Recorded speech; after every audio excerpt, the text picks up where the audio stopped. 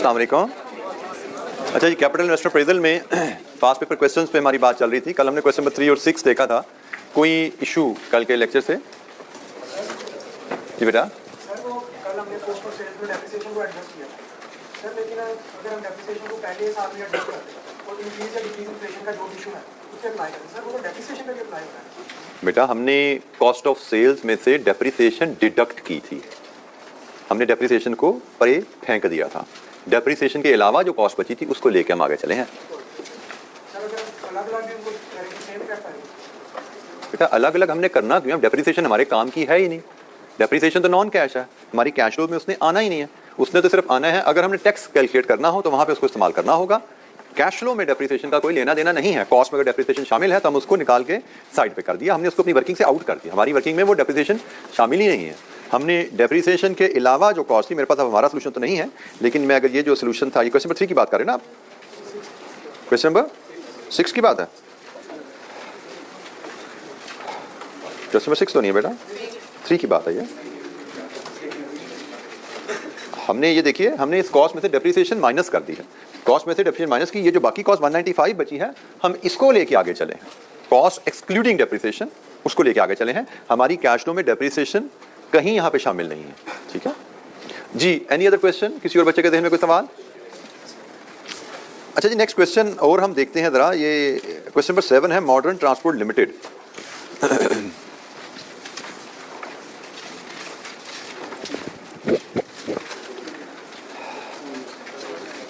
Spring 17, question 7. Requirement advise whether MTL should accept BCS proposal. एक company ने कोई proposal दी है MTL को, तो कहा जा रहा है हमसे कि बताइए क्या MTL को ये BCS की प्रपोजल एक्सेप्ट करनी चाहिए। 16 मार्क क्वेश्चन है।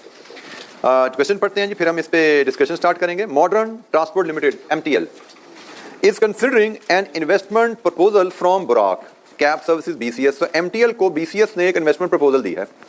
As per the proposal MTL would provide branded cars to BCS under the following terms and conditions. BCS would pay rent of 1.8 million per annum per car to MTL. The cars would operate for 24 hours. The payment would be made at the end of the year. सालाना rental एक car का 1.8 million है। Car 24 our के लिए rent पे दी जा रही है और कार का रेंटल साल के एंड पे करना है। Cost of drivers and maintenance cost of car would initially be paid by BCS, but would be adjusted against the car rentals payable to MTL at the end of the each year. मतलब cost of drivers and maintenance ultimately bear कौन करेगा?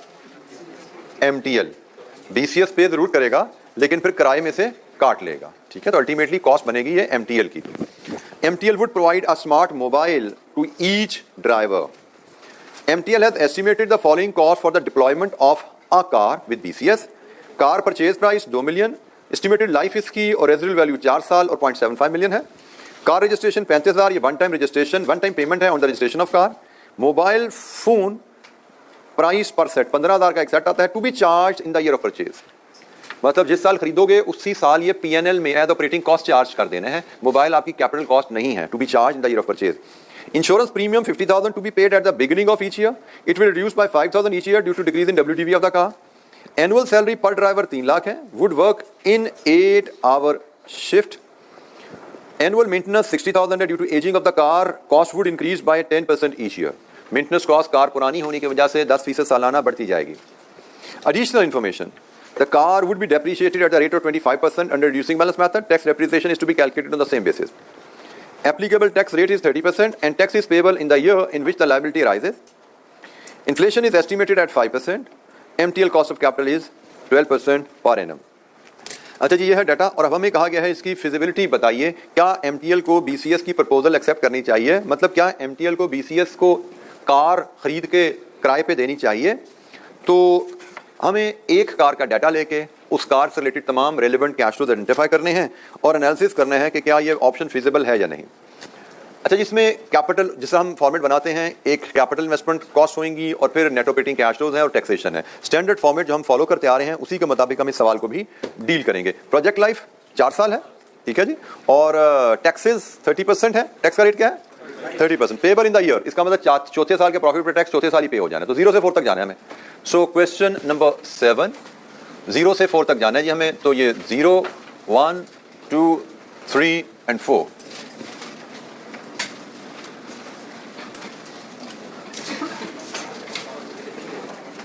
Initial investment, capital investment related cash flows हैं, net operating cash flows हैं और taxation है। Working capital यहाँ पे जिक्र नहीं है, वर्किंग कैपिटल होता तो 4 आइटम बन जाती, नॉर्मली इस केस में ये 3 आइटम बनती हैं। तो यहाँ से हमें नेट कैश फ्लोज मिलेंगे, हमें एनपीवी मेथड से वैल्यूएट करना है इसको। कॉस्ट ऑफ कैपिटल क्वेश्चन में गिवन है 12%, प्रेजेंट वैल्यू और फिर नेट प्रेजेंट वैल्यू, इसके ऊपर हमें डिसीजन देना है। अच्छा जी, कैपिटल इन्वेस्टमेंट से बात शुरू करते हैं। गाड़ी एक खरीदेंगे, कितने की मिलेगी? 20 लाख, लेकिन रजिस्ट्रेशन, ये भी तो कैपिटल कॉस्ट है ना, तो रजिस्ट्रेशन भी कैपिटल कॉस्ट है, इसको भी ऐड कर लें। तो इनिशियल इन्वेस्टमेंट आपकी 20,35,000 बनती है। 20,35,000 ये आपकी इनिशियल इन्वेस्टमेंट है, जीरो में आउटफ्लो आ गया। साथ ही इसकी रेजिडुअल वैल्यू भी इनकॉर्पोरेट कर देते हैं। 4 साल बाद 7,50,000 का इनफ्लो ले लेते हैं। इसके बाद नेट ऑपरेटिंग कैश फ्लोज पे हम जाएंगे, इसके लिए हम वर्किंग 1 बना लेंगे और ये आपकी 1 से लेकर 4 तक वैल्यूज हैं। वर्किंग 1 में हम जाते हैं। 4 साल आपका कारोबार चलना है, लेकिन इसमें एक इशू आ रहा है, इंश्योरेंस आपकी जाती है एडवांस में। तो कारोबार 4 साल चलना है, लेकिन पहले साल की इंश्योरेंस 0 में जानी है। तो कुछ कॉस्ट 1 से 4 में जाएंगी, इनकी इंश्योरेंस 0 से 3 में जानी है, तो हमें 0 से 4 तक की कॉलम बनाने पड़ेंगे। सो 0, 1, 2, 3 एंड 4। हमारे पास जो ऑपरेटिंग कैश फ्लोज आ रही हैं, यहां से आइडेंटिफाई करते जाएं। एक है रेंट गाड़ी का, फिर इसमें है जी ड्राइवर्स की सैलरी, फिर इसमें है आपकी insurance, then we have maintenance. और कोई ऑपरेटिंग कैश फ्लो जी? मोबाइल, बिल्कुल ठीक है, मोबाइल भी ऑपरेटिंग कैश फ्लो है। Mobile, any other operating cash flow? ये आपकी इन्वेस्टमेंट की कहानी होगी। ऑपरेटिंग कवर हो गया, ऑपरेटिंग कवर हो गया, ऑपरेटिंग कवर हो गया, ऑपरेटिंग कवर हो गया, और नीचे भी कोई जिक्र नहीं है। टैक्सेस है तो टैक्सेस तो हमने अलग डील करने हैं। डेप्रिसिएशन उसकी वर्किंग बना लेंगे, ठीक है जी। इन्फ्लेशन भी यहाँ पे लेके आनी है, क्योंकि टैक्सेशन है तो इन्फ्लेशन लेना भी जरूरी है। अच्छा, जब हम इनकी वैल्यूज इनकॉर्पोरेट करना शुरू करते हैं, स्टार्टिंग विद द रेंट। कितना है रेंट? 1.8 मिलियन। अब मुझे बताइए, इन्फ्लेशन तो जो 5% है, क्या वो पहले साल से लगनी है या दूसरे साल से लगनी है? दूसरे साल से। कैसे पता लगा? कैसे पता लगा? द रेंट DCS वुड पे rent of 1.8 million per annum. यहां पे ये जुमला नहीं लिखा हुआ इन रियल टर्म, तो इट विल बी अंडरस्टूड कि ये जो 1.8 मिलियन रेंट है, ये पहले साल का रेंट है। उसके बाद 5% की इन्फ्लेशन का जिक्र किया गया है। तो हमने जनाब सबसे पहले रेंट लेना है, रेंट पे होना है साल के एंड पे। तो पहले साल का रेंट इधर पे होना है 18 लाख का, और उसके बाद इसमें 5% की इन्फ्लेशन है, तो लास्ट ईयर का रेंट लीजिए, उसको 1.05 से मल्टीप्लाई कर दीजिए। तो अगले साल 18,90,000, अगले साल 19,84,800, 500, आखिरी साल 725, 2083,725। ये जी 4 साल हमें जो रेंट आना है वो हमने ले लिया। 4 साल हमें रेंट आने हैं, 18 लाख रेंट है, और ये रियल टर्म में नहीं बताया गया, तो इसका मतलब ये पहले साल का रेंट है। इन्फ्लेशन दूसरे साल से लगेगी। मैंने को बताया कि ये कॉमन मिस्टेक बच्चे कर देते हैं कि अक्सर इन्फ्लेशन जो अप्लाई होनी है फर्स्ट सेकंड ईयर से, वो फर्स्ट अप्लाई करना शुरू कर देते हैं। तो क्वेश्चन पढ़ते हुए ख्याल कीजिए कि आपको जो वैल्यू दी गई है, क्या वो रियल टर्म में है या मनी टर्म में है। अगर साथ नहीं लिखा हुआ कि ये रियल टर्म में है, तो हम इसको मनी टर्म समझ के चलते हैं। अच्छा जी, रेंट की कहानी होगी। इसके बाद अगली क्या है जी? सैलरी। अच्छा, सैलरी में अब एक यहाँ पे कैच है। सैलरी कितनी है ड्राइवर की? 3 लाख 8 घंटे शिफ्ट की, और गाड़ी हमने कितने घंटे करा के देनी है? 24 घंटे। इसका मतलब एक गाड़ी के साथ कितने ड्राइवर चाहिए? This is the common mistake जो बच्चे पिक नहीं करते। अगर सवाल एक बार पढ़ा हो तो, सवाल को बार बार पढ़ते हो तो ये फर्क रजिस्टर होता है। भी गाड़ी 24 घंटे किराए पे देनी है, तो ड्राइवर तो 8 घंटे की शिफ्ट में काम कर रहा है। इसका मतलब हमें यहाँ पे 3 ड्राइवर्स चाहिए। तो 3 ड्राइवर्स हैं, 3 लाख पर मंथ सैलरी है इंटू 12, ये आपकी सैलरी बन जाएगी पहले साल की। एनुअल है जी, सॉरी जी, माय मिस्टेक। एनुअल सैलरी है 3 लाख रुपया, तो ये बन गई 3 ड्राइवर की सैलरी पहले साल की 9 लाख। ये सैलरी है, कॉस्ट है, डिडक्ट हो जाएगी। और इसके बाद लास्ट ईयर की सैलरी लो, इसमें 5% की इन्फ्लेशन डालना शुरू कर दो। 9,45,000, 9,92,250, 10,08,63। लीजिए जी, ये हमारे पास सैलरी ऑफ ड्राइवर्स आ गई। 3 ड्राइवर हम लेंगे, उनकी सैलरी आ गई। एक गाड़ी से रिलेटेड सारे खर्चे कटे जा रहे हैं। एक गाड़ी की इन्वेस्टमेंट है, एक गाड़ी की रेजिडुअल वैल्यू है, एक गाड़ी के ही ऑपरेटिंग कैश फ्लो दे रहे हैं। एक गाड़ी का किराया सालाना, एक गाड़ी पे 3 ड्राइवर उनकी सालाना तनख्वाह, इंश्योरेंस एक गाड़ी की, 50,000 पहले साल है लेकिन एडवांस में। इसके बाद हर साल 5,000 इसकी कॉस्ट कम होती जाएगी। लीजिए जी 4 साल पूरे हो गए इंश्योरेंस के। इंश्योरेंस में इन्फ्लेशन का इफेक्ट आएगा या नहीं आएगा? नॉर्मली इंश्योरेंस को लिंक किया जाता है एसेट की कॉस्ट या एसेट की WDV के साथ। तो क्या WDV में इन्फ्लेशन का इफेक्ट होता है? WDV में इन्फ्लेशन का इफेक्ट नहीं होता, ठीक है। WDV तो कॉस्ट लेस डेप्रिसिएशन है और डेप्रिसिएशन भी कॉस्ट पे कैलकुलेट हुई है। तो WDV में इन्फ्लेशन का इफेक्ट नहीं होता और इन्फ्लेशन की कॉस्ट को लिंक किया जाता है WDV से। एज अ रिजल्ट इन्फ्लेशन की कॉस्ट पे भी, इंश्योरेंस की कॉस्ट पे भी इन्फ्लेशन का असर नहीं आता, ठीक है। तो जनाब ये कहानी होगी। अब आ जाइए नेक्स्ट कॉस्ट जी, कुछ सवाल यहां तक मेंटेनेंस कॉस्ट के ऊपर। मेंटेनेंस, एनुअल मेंटेनेंस है 60,000, लेकिन एजिंग की वजह से इसमें 10% का इजाफा आना है। एनुअल मेंटेनेंस 60,000 है तो ये तो हो गया भी पहले साल की। इसके बाद एजिंग की वजह से इसमें 10% का इजाफा आना है। एजिंग की वजह से इजाफे से मुराद क्या है कि गाड़ी जब पुरानी होगी तो उसको ज्यादा, इसके ज्यादा पुर्जे खराब हुआ करेंगे। पहले साल जितने पुर्जे खराब हुए हैं अगले साल पुराने होने की वजह से ज्यादा पुर्जे बदलने पड़ेंगे, इसलिए खर्चा 10% ज्यादा होगा। 10% ज्यादा खर्चा तो है एजिंग की वजह से और 5% खर्चा ज्यादा होगा इन्फ्लेशन की वजह से। तो इसका मतलब पहले साल के बाद अगले साल हमारा खर्चा कितना आएगा? कितना? 60,000 में 10% इजाफा, बल्कि हम इसको कहते हैं लास्ट ईयर की कॉस्ट पकड़ोगे उसमें 10% इजाफा एजिंग का और 5% इजाफा इन्फ्लेशन का। इसमें हम 15% इजाफा नहीं डालते, ये 10 और 5 का इजाफा ऐसे डालेंगे तो 15.5 बन जाता है इजाफा।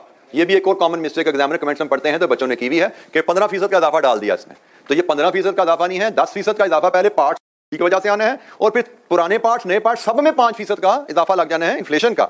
सो ये आपके पार्ट्स में इजाफे का असर है और ये तमाम पार्ट्स में कीमत इन्फ्लेशन की वजह से प्राइसेस में इजाफे का असर है। तो लास्ट ईयर की कॉस्ट पकड़िए और उसमें 10% और 5% दो इजाफे डालिए तो क्या कॉस्ट बनेगी अगले साल? 69 जी। नेक्स्ट एंड द नेक्स्ट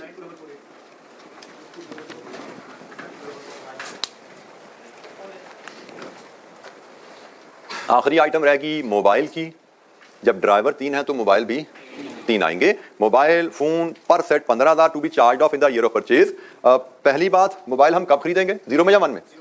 0 में। जारी बात है जब गाड़ियां खरीदी हैं मोबाइल ड्राइवरों को उसी का देने पड़ेंगे। तो ये जनाब मोबाइल की कहानी आ जाएगी यहाँ पे 15,000 इंटू 3 45,000 और ये आएगी 0 में। लीजिए जी नेट ऑपरेटिंग कैश फ्लो की कहानी हमारी यहाँ पे कंप्लीट हो जाती है। नेट ऑपरेटिंग कैश फ्लोज 0 में बना 95,000 नेगेटिव। 1 में कितना जी टोटल बताते जाइए? 795,000 जी। 2 में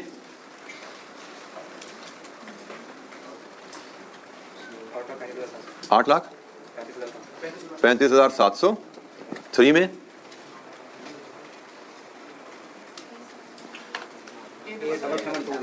87720 8 और आखिरी साल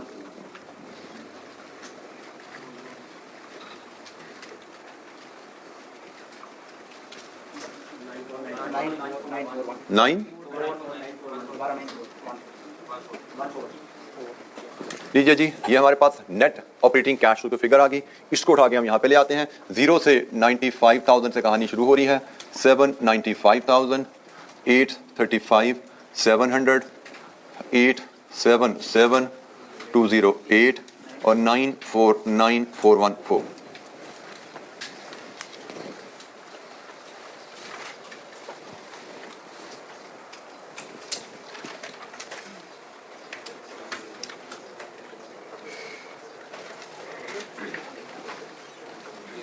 अच्छा जी अब बारी है टैक्सेशन की। यहां से आगे टैक्सेशन तक जाने के लिए हमें कितने काम करने हैं? 2 काम। कौन कौन से 2 काम? एक तो डेप्रिसिएशन है और दूसरा टाइमिंग एडजस्टमेंट। टाइमिंग एडजस्टमेंट यहां पे भी होनी है और यहां पे भी होनी है, क्योंकि 0 में हमने जो खर्चा पे किया है वो एडवांस में खर्चा पे कर दिया, बट वो हम टैक्स में तब क्लेम करेंगे जब हम पीएनएल बनाएंगे और पीएनएल तो बनता है साल के एंड पे। तो हम पहले टाइमिंग की एडजस्टमेंट को यहां पे इनकॉर्पोरेट करेंगे। इंश्योरेंस की adjustment of insurance and mobile cost for tax purposes। अब एडजस्टमेंट क्या है? सबसे पहले हम इंश्योरेंस से डील करने जरा। तो यहां पे जो 50,000 की इंश्योरेंस है इसको ऐड करेंगे और यहाँ पे इसको चार्ज कर देंगे। यहाँ पे इंश्योरेंस है जो 45,000 की, यहाँ पे ऐड करेंगे और इसको यहाँ पे 45,000 को चार्ज कर देंगे। इधर इंश्योरेंस है 40,000 की, यहाँ पे 40,000 ऐड करेंगे, नेक्स्ट ईयर में इसको ट्रांसफर कर देंगे, फिर बनी 35,000, यहाँ पे ऐड करेंगे और यहाँ पे इसको चार्ज कर देंगे। तो हमने इंश्योरेंस की कॉस्ट को एक साल आगे शिफ्ट किया, जिस साल पे किया है उस साल में टैक्स पर्पसेस के लिए इसको ऐड कर दिया, अगले साल एज कॉस्ट उसको चार्ज कर दिया, सो ऑन। और मोबाइल की कहानी भी कुछ ऐसे ही है कि यहाँ पे 45,000 ऐड करेंगे और यहाँ पे 45,000 लेस कर देंगे। ये तो होगी है जी टाइमिंग की एडजस्टमेंट, ये होगी टाइमिंग की एडजस्टमेंट। अब इसमें से लेस करना है हमने डेप्रीसिएशन को, तो हमें मिल जाएगा टैक्सेबल प्रॉफिट्स, जिस पे हम कैलकुलेट कर लेंगे टैक्स। क्या रेट है टैक्स का? 30%। बोल लीजिए जनाब।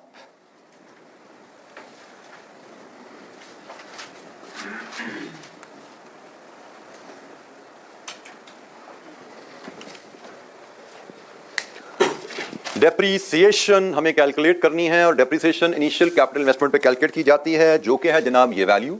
और डेप्रीसिएशन कैलकुलेट होनी है रिड्यूसिंग बैलेंस मेथड से, तो ये वर्किंग 1 है। डेप्रीसिएशन के लिए हम वर्किंग 1.1 बनाते हैं और मैं इसको यहाँ पे वर्किंग 1.1 शो कर देता हूँ। तो वर्किंग 1.1 में हमें दिखाना है 4 साल डेप्रीसिएशन। 2 कॉलम वर्किंग होती है जी, एक टैक्स डेप्रीसिएशन और दूसरा ईयर ऑफ डेप्रीसिएशन। 4 साल लाइफ है, 1 2 3 4 डेप्रीसिएशन आनी है जी। पहली डेप्रीसिएशन 2035 000 का 25% कितनी बनी? 8750 508750। नेक्स्ट डेप्रीसिएशन कैसे आएगी? इसका 75 कितनी बनी? 3815 6063। इसका 75% 286 172। और आखिरी डेप्रीसिएशन इस केस में आएगी बैलेंसिंग डेप्रीसिएशन, क्योंकि हमें यहां पे रेजिडुअल वैल्यू गिवन है। तो रेजिडुअल वैल्यू गिवन है तो हम पहले ले आते हैं total depreciation. Total depreciation is initial investment minus residual value. कितनी है टोटल डेप्रीसिएशन? कितनी है जी? 12,85,000 ये टोटल डेप्रीसिएशन है। तो बैलेंसिंग डेप्रीसिएशन बना लीजिए। 12,85,000 टोटल डेप्रीसिएशन में से ये तीनों डेप्रीसिएशन माइनस कीजिए। बैलेंसिंग डेप्रीसिएशन क्या आती है? 108,515। लीजिए जी, ये टोटल डेप्रीसिएशन, ये एक्सपेंस ही आ रहा है ना, इनकम तो नहीं आ गई। आखिरी साल भी एक्सपेंस ही है। लीजिए जी, चारों डेप्रीसिएशन आपके पास आ गई हैं। 1 2 3 4 डेप्रीसिएशन आएंगी और यहाँ पे 1 2 3 4 प्रॉफिट्स आ जाएंगे और इन पे 1 2 3 4 टैक्सेस हैं। ये 4 टैक्सेस आपके इधर ट्रांसफर होंगे और एनपीवी। कंप्लीट कीजिए इस क्वेश्चन को। किसी कैलकुलेशन पे कोई गाइडेंस चाहिए पूछिए। डेप्रीसिएशन आपके पास हैं, you just have to put them in the right cells और कंप्लीट करना इस सवाल को।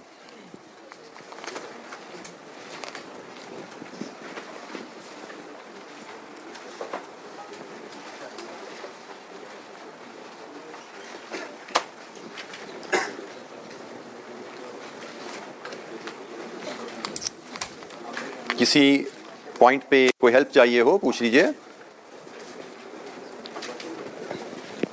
एनपीवी तक आप इस क्वेश्चन को कंप्लीट करेंगे। जी बेटा, बेटा ये बैलेंसिंग फिगर कैसे आई या ये फिगर कैसे आई? ये 1085 नहीं है, 1,08,515 है शायद।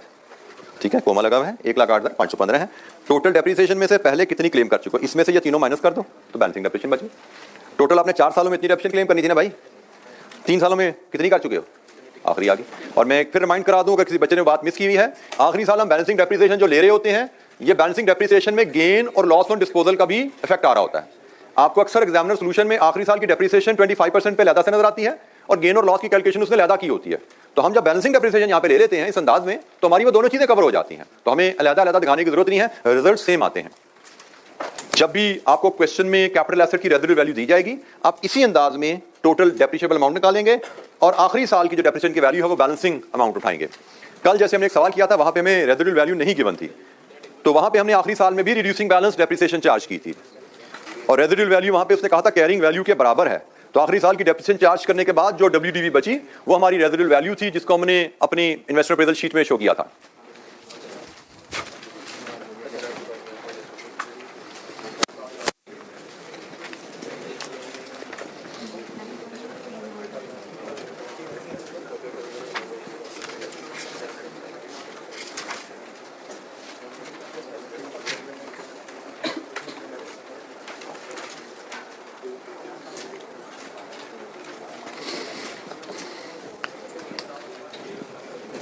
एनपीवी की फिगर मुझसे शेयर करेंगे फाइनल आप, और वहां पे कोई डिसएग्रीमेंट होगा तो फिर हम बात करेंगे मजीद।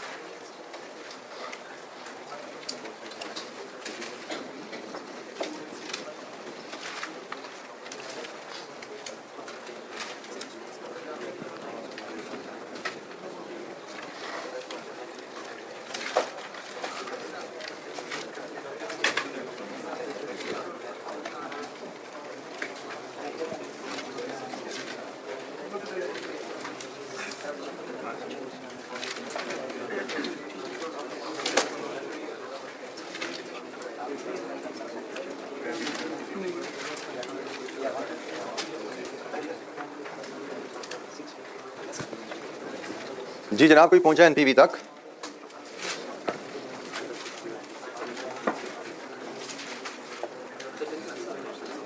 हो गया 5 लाख 5,09,40। 1000 में तो नहीं, तो पूरी फिगर बोल दी ना, पॉजिटिव है।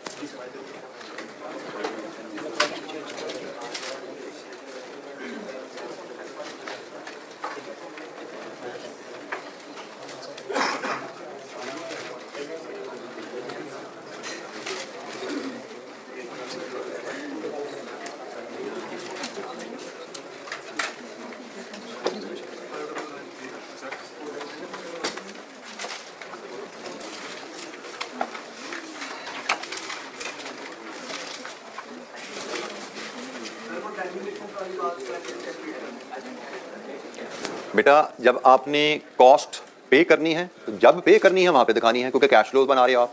50,000 एडवांस में किया तो जीरो में दिखाना मजबूरी है हमारी। मोबाइल प्रोजेक्ट के शुरू में खरीदना मजबूरी है हमारी, तो कैश फ्लो में तो कहानी यहाँ पे दिखा दी। लेकिन जब हमें टैक्सेशन पे जाना है तो ये जो कॉस्ट है ये किस साल की है? 1 की है ना भाई, तो इसको फिर यहाँ से उठा के 1 में शिफ्ट करो ना। तो बेटा ये जीरो की साल होता है। जीरो क्या है?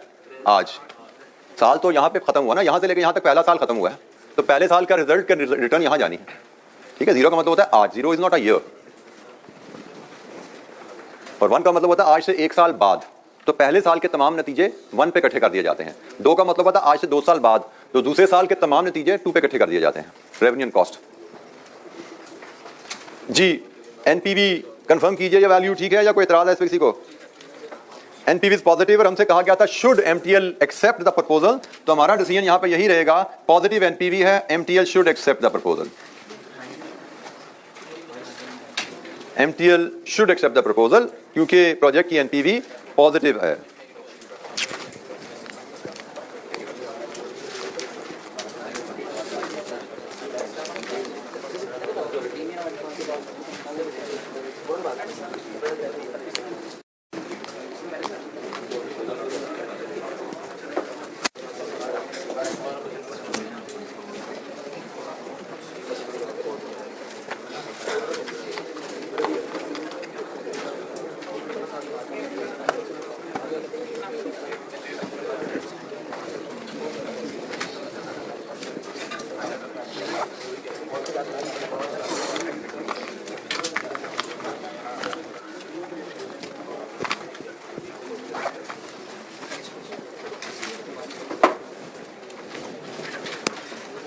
अच्छा जी, इस क्वेश्चन में जरा हम इसकी क्वेश्चन हो गया जी, कोई सी बच्चे को हेल्प चाहिए पूछिए।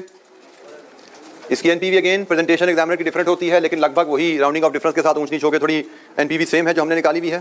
प्रेजेंटेशन इसकी उसी अंदाज में है कि इसने सब कुछ एक ही शीट में डाल दिया हुआ है, डेप्रिसिएशन भी यहीं पे होगी और इन्वेस्टमेंट अप्रेजल सारी इनिशियल इन्वेस्टमेंट भी सब कुछ यहीं पर उसने डाली हुई है, तो प्रेजेंटेशन मैटर नहीं करती। हमने एनपीवी देखी ऑलमोस्ट वही है जो हमने निकाली हुई है, so we don't have to worry.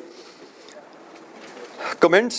अच्छा, इसकी टैक्स की कैलकुलेशन बड़ी कॉम्प्लिकेटेड है। मैंने जो आपको एक बात पहले की हुई है ना कि आप सवाल जब खुद नहीं कर देंगे, अक्सर बच्चे सवाल खुद नहीं करते, सोल्यूशन से ऑडिट करने जाते हैं, तो आप अगर इस सवाल के सोल्यूशन पे आएंगे तो इसका सोल्यूशन तक कभी फॉलो नहीं कर पाएंगे आप, क्योंकि इसमें या कभी नहीं से मराद कहूंगा कि you will find it very difficult to follow it from the solution, क्योंकि इसका फॉर्मेट ना है अजीब है, कैलकुलेशन की बेसिस बड़ी अजीब सी है, आपको चीजें यहाँ से समझने में बहुत ज्यादा दिक्कत हो सकती है। तो इसलिए मैं कहता हूं कि हमेशा सवाल पहले पूरा कर लिया करें अपने तौर पे जिससे सिखाया गया है, फिर सोल्यूशन की तरफ जाया करें, otherwise you will be wasting a lot of your time.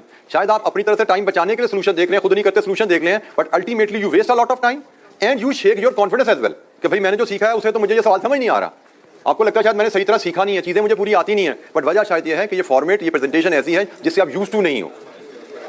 अच्छा जी, मार्किंग स्कीम आपके सामने है, सवाल के कितने टुकड़े हुए हैं, initial investment, residual value, registration charges को फीड करने के 2 नंबर, मतलब आपने 20,35,000 जीरो में डाल दिया, 7,50,000 4 में डाल दिया, 2 नंबर मिल गए। Numbers are so easy to score. Rental revenue आपने कैलकुलेट करके डाल दिया इन्फ्लेशन के साथ, 1 नंबर। ड्राइवर की salary 1 number, maintenance cost 1 number, insurance premium 1 number, tax liability including tax depreciation, gain on disposal and adjustment of insurance premium in current year and next year 7.5 number. सबसे बड़ी आपको जो marks दिए गए हैं, आपको इस वर्किंग के दिए गए, देखिएगा जरा यहां से लेके यहां तक की जो वर्किंग है ना, इसके 7.5 नंबर दिए गए आपको। इंश्योरेंस की एडजस्टमेंट, डेप्रिसिएशन की, बल्कि ये वर्किंग डेप्रिसिएशन की शामिल कर लें तो इस कैलकुलेशन के 7.5 नंबर है। ये सबसे बड़ा स्टेप है जो कि जनरली असूलन इसके भी 2-3 हिस्से होने चाहिए थे, 2 से जरूर होने चाहिए थे, लेकिन बहरहाल फिलहाल ये सबसे बड़ा स्टेप एग्जामिनर ने 7.5 नंबर का डाल दिया। 2 नंबर प्रेजेंट वैल्यूज के, कैश फ्लोज आ गई, उनकी प्रेजेंट वैल्यू लेना, एनपीवी बनाना, और आखिरी डिसीजन जो हमने लिखा है जी, प्रोजेक्ट फीजिबल एक्सेप्ट कर लेना चाहिए।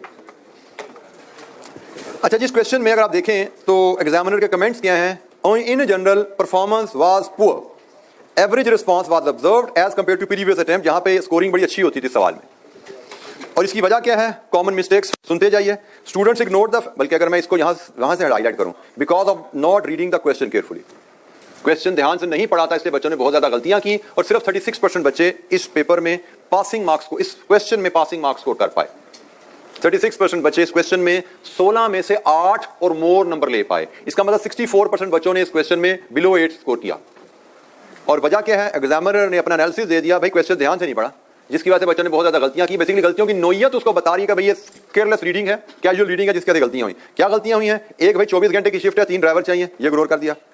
इन्फ्लेशन को या इग्नोर कर दिया या पहले साल से शुरू कर दी, 2 तरह की गलतियां हुई। इंश्योरेंस या लगाई नहीं, लगाई तो 1 से शुरू कर दी, हालांकि यहाँ पे 2 से लगनी थी। Residual value of car was taxed instead of profit on disposal of car. Residual value को इनकम ट्रीट कर दिया, ये अनोखी कोई गलती किसी चीते ने की थी, इसको इनकम ले लिया, हालांकि this is not income. Income क्या होता है, gain on disposal of asset, और वो कहां पे आ जाता है हमारे, हमने तो उसकी ज्यादा से वर्किंग करनी नहीं है, हम उसको केटर कर रहे हैं, वो इस अमाउंट में कवर हुआ है, इस अमाउंट में वो शामिल है, गेन है या लॉस है, वो इस अमाउंट में आखिरी बैलेंसिंग डेफिसिट में कवर होता है, हमें उसकी टेंशन नहीं लेनी। तो बहरहाल ये भी बच्चों ने उसको भी मिसट्रीट किया। Some student wasted precious time in computing IRR। अब इस सवाल में प्रीशियस टाइम उसने क्यों कहा, इस सवाल में उसने मेथड नहीं बताया कौन सा करना है, और मैंने आपको बताया जब मेथड नहीं बताया तो बेस्ट मेथड करना, बेस्ट मेथड एनपीवी। वो प्रीशियस मतलब IRR करना यहाँ पे गलत नहीं होगा, ऐसा नहीं कि बच्चों को नंबर नहीं दिए होंगे, उसने बच्चों को नंबर दिए हैं, लेकिन IRR कैलकुलेट करने में आपको 2 डिस्काउंटिंग करनी पड़ी, एक इंटरप्रिटेशन लगानी पड़ी। आपने टाइम ज़ाया कर दिया ना, 5 मिनट ज़्यादा लगा दिया आपने, तो आप एनपीवी से वो काम कर सकते थे, क्विक था, एफिशिएंट था, बेहतर था टेक्निकली। आपने एक इनएफिशिएंट मेथड से ज्यादा टाइम लगा के किया, तो yes you have wasted your, जिन बच्चों ने IRR लगाया उन्होंने अपना टाइम वेस्ट किया, यहाँ पे नंबर मिल गए, लेकिन वही नंबर जो 5 मिनट में कमा सकते थे उसके लिए आपने 10 मिनट लगाए। Majority of the student did not understand the insurance premium would be paid from 0 to 3, but tax purposes it would be charged from 1 to 4. आपके लिए इस तरह का इशू मैं 2 सवाल क्लास में डील कर चुका हूं, तो आपके सामने ये चीज आती है, you should not make such mistake. आपको पता होना चाहिए भाई कैश फ्लो के हिसाब से क्या ट्रीटमेंट है और टैक्स के हिसाब से कैसे एडजस्टमेंट डालते हैं। एक सवाल हमने पहले किया था, एक सवाल इसमें भी हमारी एडजस्टमेंट आ गई, बट बात फिर वही कि स्टूडेंट ने इस चीज को कैप्चर नहीं किया। Many candidates increase the car maintenance by 15% instead of 15.5। वही जो गलती मैंने आपको बताई थी कि भाई आपने इसको 1.15 से मल्टीप्लाई नहीं करना, आपने इसको 1.1 into 1.05, 10% और 5% को अलग-अलग लेके चलना है। तो जब इस तरह करते हो तो टोटल इजाफा 15.5 का आ जाता है, जबकि ऐसे आप 15% का इजाफा डाल रहे हो। This is correct treatment. अक्सर बच्चों ने उसको 5 जमा 10 15 करके एक ही दफा इजाफा लगाया, विच इज रॉन्ग। तो ये जनाब कुछ मिस्टेक्स थी जिसकी वजह से एग्जामिनर की नजर में बच्चे जो फेल हुए, कॉमन मिस्टेक्स ये थी, और उनकी वजह उसने बता दी, रीडिंग केयरफुली नहीं हुई थी। जी, एनी क्वेश्चन?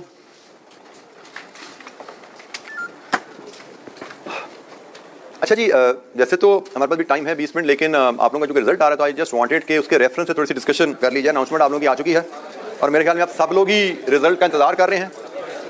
मेरे ख्याल में कोई बच्चा ऐसा शायद ही यहाँ पे हो जो कि रिजल्ट एक्सपेक्ट ना कर रहा हो। यहाँ पे कितने ऐसे बच्चे बैठे हुए हैं जिन्होंने अभी तक CA में नाकामी का मजा नहीं चखा? माशाल्लाह, वेरी गुड। नाकामी का मजा नहीं चखा, गलत तो नहीं समझ गए? ये वो बच्चे हैं जिन्होंने अभी फेलियर नहीं देखी, तो माशाल्लाह इट्स वेरी इंकरेजिंग। बहुत ज़्यादा बच्चे यहाँ पे हैं माशाल्लाह जिन्होंने क्लास 6 तक आए हैं और अभी तक फेलियर नहीं देखी। अच्छा, वैसे जनरली किसी भी एग्जाम में फेल होना इट्स बैड थिंग, लेकिन समहाउ अनफॉर्चुनेटली सीए में इट इज़ क्वाइट नॉर्मल। इसकी नॉर्मेलिटी के लिए मैं आपको एक एग्जांपल देता हूँ कितनी नॉर्मल है ये चीज़, कि जब मैं सीए कर रहा था, आप लोगों की एज में था, बैक इन 1993-94, मेरा एक सीनियर था, 1 साल सीनियर था मुझसे। हमारे ज़माने में जैसे आपका है ना कैफ पीआरसी 2 लेवल बन गए हैं आप, और लेकिन यू हैव फ्लेक्सिबिलिटी, भाई एक पेपर देने 1 2 4 देने 4 2 5 देने जितने मर्जी दो, यू हैव फ्लेक्सिबिलिटी। हमारे ज़माने में पूरा ये फाउंडेशन लेवल जो कोर्स था दो मॉड्यूल में डिवाइडेड था, से मॉड्यूल ए एंड बी, और हमें ऑप्शन होती थी जो जिसको नॉर्मली बचा अवेल करता था कि भैया आपको मॉड्यूल इकट्ठा ही देना है, एक मॉड्यूल पूरा देना होता है। लेकिन मैं जिस सीनियर की बात करना चाह रहा हूँ उसने कहा जी मैं टाइम सेव करता हूँ, मैं दोनों मॉड्यूल इकट्ठे दे देता हूँ। आप समझो पीआरसी कैफ सब इकट्ठा एक सिटिंग में, ठीक है जी। तो ये उस बच्चे की कहानी जो माशाल्लाह एक बड़ी लीडिंग फर्म का इसका पार्टनर है, उसने दोनों मॉड्यूल इकट्ठे दिए और उसने दोनों मॉड्यूल पहली टाइम में क्वालिफाई कर लिया। अच्छा, वो गया फर्गूसन में, मैं उससे 1 साल पीछे था, मेरे आर्टिकल केपीएमजी में स्टार्ट हो गए, मैंने दोनों मॉड्यूल अलग-अलग दिए खैर, और मैंने दोनों अलहमदुलिल्लाह मैंने भी बगैर फेलियर पास किए, लेकिन उसने दोनों इकट्ठे देके पास किए थे। वो आगे चला गया, मैं 1 साल बाद उसके आ रहा था, मैं केपीएमजी में चला गया। अच्छा, फिर उसके फाइनल की बारी आई। हमारे फाइनल में उस जमाने में 2 मॉड्यूल्स फाइनल के भी होते थे, एक 4 पेपर का, एक 3 पेपर का, टोटल 7 पेपर होते थे, और 4 पेपर इकट्ठे देने जरूरी हैं और 3 पेपर इकट्ठे देने जरूरी हैं और इकट्ठे पास करने भी जरूरी हैं। फेलियर का क्वेश्चन क्या होता था वो मैं एक्सप्लेन करता हूं। बहरहाल उसने जब उसकी फाइनल की अटेम्प्ट आई, उसने 4 पेपर दिए, उसे चारों पास किए विद गोल्ड मेडल, एक सब्जेक्ट में उसका गोल्ड मेडल लिया। तो ये आप ट्रैक रिकॉर्ड उसका देखता जो कैसा चल रहा है। फिर उसकी फाइनल अटेम्प्ट आ गई जिसमें उसने 3 पेपर दिए थे और सीए बनना था। उसने वो 3 पेपर दिए एंड ही फेल्ड। हमारे सीए में फेलियर उस जमाने में कई तरह से आता था। एक, 3 पेपर दिए, तीनों में फेल, तो ओवरऑल फेल का रिजल्ट आ गया आपका। 3 पेपर दिए, 1 में पास, 2 में फेल, ओवरऑल फेल का रिजल्ट आ गया। 3 पेपर दिए, 2 में पास, 1 में फेल, लेकिन से मार्जिन 10 नंबर से ज्यादा फेलियर का, मतलब से 39 पे फेल हुआ तीसरा पेपर। 2 पास किए, 1 39 पे फेल हुआ, ओवरऑल फेल, तीनों दोबारा दो। सिर्फ हमें क्वेश्चन मिलता था भाई 2 पास हो गए हैं, 1 फेल हुआ है, लेकिन मार्जिन 10 या उससे कम पे फेल हुए हो, से 40 या 41 या 42 पे फेल हुआ, तो फिर कहा जाता है ठीक है जिसमें फेल हुआ सिर्फ वो दे देना, नहीं तो सारे पेपर दोबारा देने पड़ते थे। तो बहरहाल ही फेल्ड। मुझे एक्जैक्टली नहीं पता वो किस कैटेगरी में फेल हुआ, वो तीनों में फेल होकर फेल हुआ या 2 में फेल होकर फेल हुआ या किसी एक सब्जेक्ट की वजह से फेल हुआ, but I know my class fellow जो एक सब्जेक्ट की वजह से फेल हुए थे मेरे साथ, जिन्होंने पेपर दिया था, 2 pass, 1 fail, overall fail. Anyways, तो बहरहाल he was asked to repair, overall fail हो गया उसका फाइनल मॉड्यूल। नेक्स्ट टाइम में उसने फिर वो मॉड्यूल रिपीट किया and he became chartered accountant with another gold medal. ठीक है, तो ये मैं आपको सीए की कहानी जो बताना चाह रहा था कि सीए के एग्जाम में फेलियर किस तरह आपके सामने, किस तरह के लोगों के सामने आ जाती है। वो बच्चा जिसने सीए के ही एग्जाम में गोल्ड मेडल लिया हुआ है, वो बच्चा सीए के ही एग्जाम में नेक्स्ट मॉड्यूल में फेल होता है, और जिस मॉड्यूल में फेल होता है उसी मॉड्यूल में वो दोबारा गोल्ड मेडल ले लेता है। तो कहने का मकसद सीए के एग्जाम में फेलियर इज क्वाइट नॉर्मल। हमें कोशिश यकीनन करनी है, जैसे उस वो बच्चे बेशक वो फेल हुआ लेकिन उससे पहले 2 गोल्ड मेडल भी लिए। मैं अनफॉर्चुनेटली गोल्ड मेडल तो कोई नहीं ले सका, लेकिन मैंने कभी सीए के एग्जाम में फेलियर नहीं देखा। बेशक जैसे जैसे मैं नंबर लिए पास होता रहा मैं। तो सीए के एग्जाम में फेलियर की वजह जो मैं समझता हूँ आती क्यों है, अक्सर बच्चे गेज नहीं कर पाते अपनी जो ट्रांजिशन होती है एनुअल सिस्टम से सेमेस्टर सिस्टम पे। शायद मैंने आपको यकीनन पहले भी ये जिक्र हुआ होगा कि भाई एनुअल सिस्टम में आपको 8-10 महीने की क्लासेस चलती हैं, उसके बाद आप 3-4 महीने पढ़ते हो, रिवीजन और प्रैक्टिस करते हो, दोहराइयां करते हो, पेपर में जाकर बैठते हो। आपको एक आदत सी बन गई होती है, वहां पे भी सिलेबस खत्म होगा तो रिवीजन और प्रैक्टिस करेंगे और फिर टेस्ट देंगे और मॉक देंगे, फिर जाकर एग्जाम में जाकर बैठना है। लेकिन यहाँ पे जब सीए में आते हो तो आप जिस दिन क्लास में बैठते हो आपके आखिरी 4-5 महीने तो शुरू हो चुके होते हैं, लेकिन आप लोग इंतजार करते रहते हो सिलेबस खत्म होने का, और जब सिलेबस खत्म होता है तो फिर आपके पास अक्सर 1 महीना या उससे भी कम टाइम होता है। और सीए की एजुकेशन में आपको 1 महीने में आप हार्डली 1 दफा ही सिलेबस पढ़ पाते हो, तो 1 दफा सिलेबस पढ़ के आप पेपर पास नहीं कर सकते। तो ये इस चीज को एडजस्ट नहीं करते। रिक्वायरमेंट यहाँ पे होती है कि आप जिस दिन आप क्लास में बैठे उस दिन से आपकी पढ़ाई शुरू होनी चाहिए, पढ़ते रहना चाहिए। बट अनफॉर्चुनेटली नहीं पढ़ा। मैंने जैसा कहा अगर कम से कम सिलेबस 5 दफा पढ़ के आपको पास होना है, तो अक्सर बच्चे 5 दफा एक अटेम्प्ट में नहीं पढ़ते, एक अटेम्प्ट में 2 दफा पढ़ के फेल हो जाते हैं, अगली दफा में फिर 2 दफा पढ़ के फेल होते हैं, और तीसरे टाइम में फिर 1 या 2 दफा पढ़ते हैं तो पास हो जाते हैं। अब यहाँ पे है कि आप पहली टाइम में 4-5 दफा सिलेबस पढ़ लो और पास हो जाओ, या ये 4-5 दफा का टाइम जो है इसको 3 अटेम्प्टों में या 2 अटेम्प्टों में स्प्रेड कर दो, फिर 2 अटेम्प्टों में या 3 अटेम्प्टों में पास हो। तो ये तो आप पे है। तो जितनी जल्दी आप समझ जाओ इस बात को उतना आपके लिए बेहतर है। फिलहाल अभी स्टेज पे जो बात करने का मैं करना चाह रहा हूँ ये है कि हमारे बच्चे, failure is a bad thing, लेकिन और ये वक्त भी कोई इतना मुनासिब नहीं होता कि रिजल्ट से 2 दिन पहले मैं इसके डिस्कशन कर रहा हूँ, फेलियर से रिलेटेड डिस्कशन कर रहा हूँ। लेकिन अनफॉर्चुनेटली मुझे पता है कि खुदा ना खासा बच्चा जो फेल होता है वो रिजल्ट के बाद फौरन अपने शेल में चला जाता है, वो इनएक्सेसिबल हो जाता है और बाद का वो इरेशनल डिसीजन मेकिंग कर लेता है। तो इसलिए मुझे लगता है कि this is the right time कि this is the maximum attendance जिसका क्लास में अवेलेबल होती है, तो उनसे हम बात कर लें, उनको कोई बात कोई समझ आ जाए किसी को, तो शायद किसी की बेहतरी हो जाए। जैसे मैंने कहा सीए में फेलियर तो कभी भी बुरी अच्छी बात नहीं होती, बुरी बात है, लेकिन सीए में इट इज क्वाइट नॉर्मल। लेकिन ये बुरी बात ज्यादा बुरी हो जाती है अगर आप उस फेलियर से कुछ सीखें ना। और फेलियर से सीख क्या है कि आप फेल क्यों हुए, क्या एरियाज हैं जिन पे काम करके अगली दफा आप अपनी फेलियर को सक्सेस में कन्वर्ट करोगे। हमारे अक्सर बच्चे फेलियर में ब्लेम करते हैं एक्सटर्नल फैक्टर्स को जो आपके कंट्रोल में नहीं है। यू मे थिंक कि मुझे टीचर ने ठीक नहीं पढ़ाया, यू विल थिंक के पेपर बड़ा टफ था, यू विल थिंक के मार्किंग ठीक नहीं हुई, मेरा तो बहुत अच्छा हुआ था, you will think I cap का शायद कोटा पूरा हो गया था इसलिए मुझे फेल कर दिया, you will think any reason but about your fault. ये कॉमन हमारी साइकी है। तो बेटा जब तक आप उन फैक्टर्स के बारे में सोचते रहोगे जो आपके इख्तियार में ही नहीं है तो आप कामयाब नहीं हो सकते। कामयाब अगर होना है तो उन फैक्टर्स के बारे में सोचो जो आपके इख्तियार में है। अच्छा बाहर तो जो भी है भाई सारे साथियों के साथ था ना, तो फेल सारे तो नहीं हुए, फेल तो आप हुए। इसका मतलब इन तमाम फैक्टर्स की आई कैप का मजाज है, एग्जामिनर का मजाज है, टीचर है, एटसेट्रा एटसेट्रा, जो भी रीजन है एक्सटर्नल फैक्टर, उन सब फैक्टर्स के होते हुए भी तो कितने बच्चे पास हुए हैं ना। इसका मतलब अगर आप उन फैक्टर्स के होते हुए पास नहीं हुए तो मसला शायद उन में नहीं है, मसला आप में है। तो फर्स्ट ऑफ ऑल अगर खुदा ना खास्ता अल्लाह ना करे आपको फेलियर का सामना करना पड़े, लेकिन अगर करना पड़े तो फेलियर को कामयाबी में कन्वर्ट करने के लिए सबसे बेसिक असूल है फेलियर की रीजंस को ढूंढो।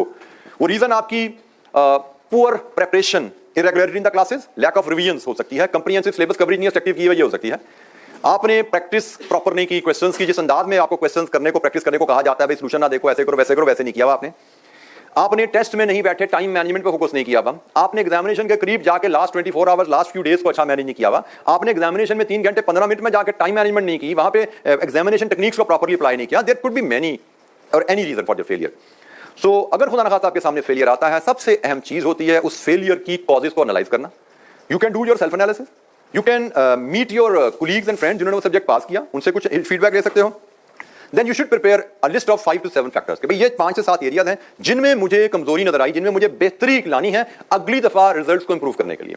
Then you must get those factors weighted by your teacher, अपने रेलेवेंट टीचर से या किसी और टीचर से, क्वालिफाइड चार्टर्ड अकाउंटेंट एक टीचर से जाके वेट करवाओ कि मेरे सब्जेक्ट में ये परफॉर्मेंस रही है और मुझे लगता है मेरी वीकनेसेस ये थी, मैं इन एरियाज पे काम करके अगले दफा पास होने का प्लान करने जा रहा हूं। एम आई ओके, क्या ये रीजन सफिशिएंट है? क्योंकि बात का होता क्या, आप जो रीजन सोचते हो ना एज अ प्रोफेशनल, मेरी नजर में उस रीजन का फर्क 1-2 नंबर का होता है। आप फेल हुए 15 नंबर से, आपने अपने से तोप चला के रीजन निकाली है ना, वो 2-4-5 नंबर का फर्क डालेंगे तो 15 नंबर नहीं कवर होंगे उससे। 15 नंबर के लिए आपको इतनी रीजन ढूंढनी है जो 15 नंबर को कवर कर सके। एक रीजन 1-2-3 नंबर को कवर करती है। आप एक रीजन को लेकर काम करते रहोगे, 35 पे फेल हुए, अगली 38 पे 39 पे खुदा ना खास्ता फेल हो जाओगे। तो इसलिए डू थॉरो एनालिसिस, कंप्लीटली अपनी प्रिपरेशन से लेके पहले दिन क्लास से लेके आखिरी दिन एग्जामिनेशन से बाहर निकलने तक की पूरी रूटीन का एनालिसिस करना होता है कि भाई किस किस फेज में हमसे गड़बड़ हुई, लर्निंग में कहां गड़बड़ हुई, रिवीजन में कहां गड़बड़ हुई, प्रैक्टिस में कहां मसला हुआ, लास्ट रिवीजन जो हम प्लान करते हैं आखिरी 2-3 हफ्तों की उसमें कहां प्रॉब्लम आई, 24 आवर मैनेजमेंट में कोई इशू आया। So much so I have met many student जो फेल होते हैं इस वजह से कि एग्जामिनेशन में सो के नहीं जाते थे। ये रीजन होती है, बच्चों को पता नहीं लगता भाई इस वजह से हम फेल हुए हैं, सोए बगैर चले गए, 2 घंटे सो के चले गए, फेल होकर आगे, लेकिन दे डोंट रियलाइज के फेलियर की वजह ये भी होती है, प्रॉपर ब्रेकफास्ट नहीं करके गए हुए, उसके रिजल्ट फेलियर की वजह ये भी होती है, नहीं पता नहीं लगता बच्चों को भी मैं इस वजह से फेल हुआ क्योंकि मैंने पिछले 12 घंटे से कुछ खाया नहीं हुआ था, मेरा ग्लूकोज लेवल लो था। So you need thorough analysis, उसको वेट करवाओ अपने टीचर से, only then you should start preparing for the exam. जो देने हैं उनकी प्लानिंग तो फर्स्ट डे से राइट ट्रैक पर रखो, और जो पेपर खुदा दे बैठे हो, खुदा ना खास्ता अगर आपकी उम्मीद के मुताबिक रिजल्ट नहीं आता तो उनको थॉरो एनालिसिस के बाद आपने उन पर काम करना है। तो इसके साथ very very best of luck for the result और coming on the Monday and all the exam to come there after. Allah ताला आप सबको बहुत ज़्यादा कामयाबियाँ दें इंशाअल्लाह। अब हमारी क्लास होगी, मैं तो आपको मिलूंगा अब थर्सडे को इंशाअल्लाह। मंडे ट्यूसडे वैसे आपकी क्लासेस जो होनी थी मैनेजरियल एनालिसिस की, वो रिजल्ट की वजह से ऑफ है। वेडनेसडे से हमारी कैफ 6 की क्लास शुरू होगी, वेडनेसडे को मैनेजरियल एनालिसिस की क्लास है। मैं थर्सडे से इंशाअल्लाह आपसे मुलाकात होगी। थैंक यू वेरी मच, अस्सलाम वालेकुम।